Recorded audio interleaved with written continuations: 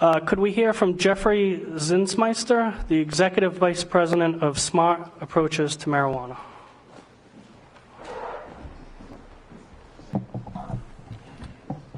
Thanks very much. Thanks very much to the panel. A really pleasure to be here.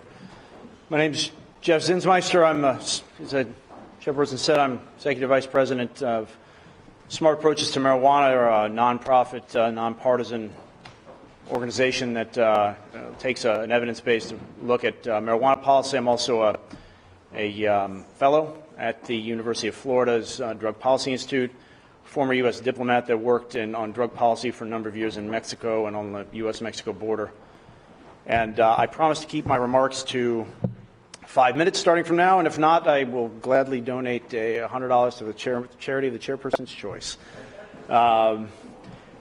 I'm going to use my time to talk about just one thing. There's going to be a lot of folks here talking about other issues, the public health and safety issues. I just want to talk about money, actually. There's a lot of ink being spilt on the tax revenue side of things, but as anybody who's ever had to balance a budget or for a program or do a business model or evaluate an investment, you got to look at both sides of the balance sheet. There's always revenues on one side, and then you've got to look at the cost side on the other and see what comes out. So, recently we've taken a look at some of the potential costs and, based on existing experiences in other states, and have run some back-of-the-envelope calculations. And in the materials, and I won't get into what's in the materials, you'll see it's a lengthy report and then a one-page executive summary, but even taking a fairly limited universe of potential costs where there's enough data to make reasonable approximations, sort of like what's done on the revenue side, we're seeing already that the costs, even just looking at things like administrative overhead,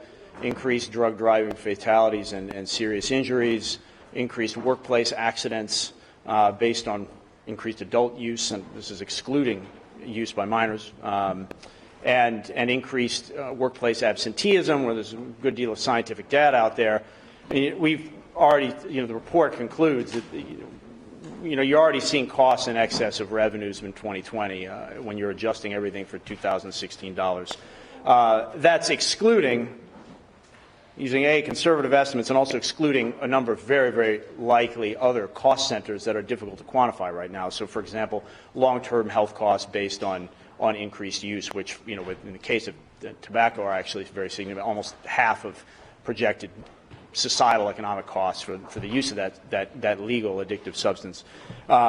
We think that's something that, for folks who are looking at this on a fiscal side of things, really take a close look at both sides of the balance sheet before moving forward.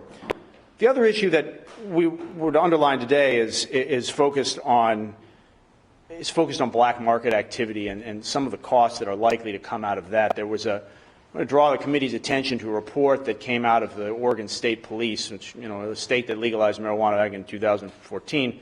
It's a report that was written in January of this year and then leaked to the press about 3 weeks ago. And that report found that 7 out of every 10 marijuana transactions in that state, are illegal.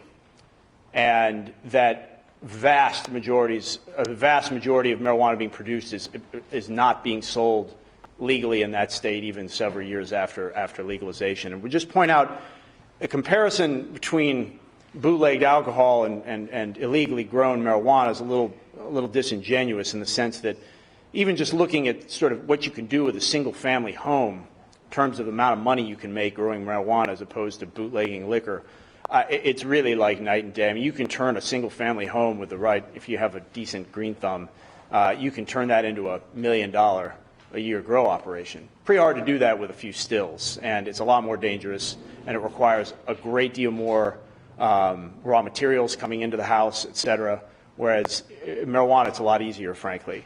And when you just even look at price per weight or price per volume, you have decent quality marijuana being sold in the Colorado market now at $200 to $300 an ounce. Even discounting that for a black market sale, I mean, you're looking at 10 times the price per weight of silver.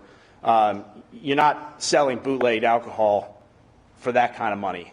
And so you have a very, very different dynamic with marijuana than you do with alcohol. I think it's important to point that out, and there probably is costs associated with that we're not yet seeing.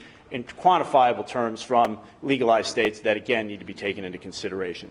The last point I'll just make on the report is over half of the costs in this limited universe we did identify are being borne by, by businesses in the form of increased absenteeism and increased on-the-job workplace rates, on-the-job workplace injury rates. So it's also something, again, when evaluating these programs, just say if you're looking at it from a fiscal lens only, you really need to make sure you're looking at both sides of the balance sheet, because just like when you go to a bake sale, it's the same thing. You can't just look at the money that you sell, make selling the cookies. You got to look at the amount of money you spent at the grocery store. So with that, I've got about 15 seconds left. Thank you very much for your time. I'm happy to take questions. Thank you. Any questions for Jeffrey? Jeffrey, I did step out of the room, so maybe I missed this, and if so, then that's fine. But can you tell me more about smart approaches to marijuana? Yes, sir. So we were founded as a bipartisan or nonpartisan project back in early 2013 by former Rhode Island Representative Patrick Kennedy and conservative David Frum, pundit David Frum. We're a 501c3, and we basically brought together a group of scientists on this issue as a sort of an advisory board from the get-go, and have taken an approach saying, look, we really, number one, we want to look at where the evidence leads on this, and number two, we want to sort of move away from what we see as a sort of false dichotomy between you either have to take an incarceration-based approach or a commercialized marijuana approach, because we've seen, really looking at what's happened with the tobacco industry, the types of dynamics that sets up when you turn another addictive substance into a commercial for-profit enterprise. Thank you. Any questions for Jeffrey? Yes, Representative O'Grady. Yes. Thanks. So the chairman brought up, started to ask a question that I think I've heard in this committee before, which is, can you tell us who some of the major funders of your organization are?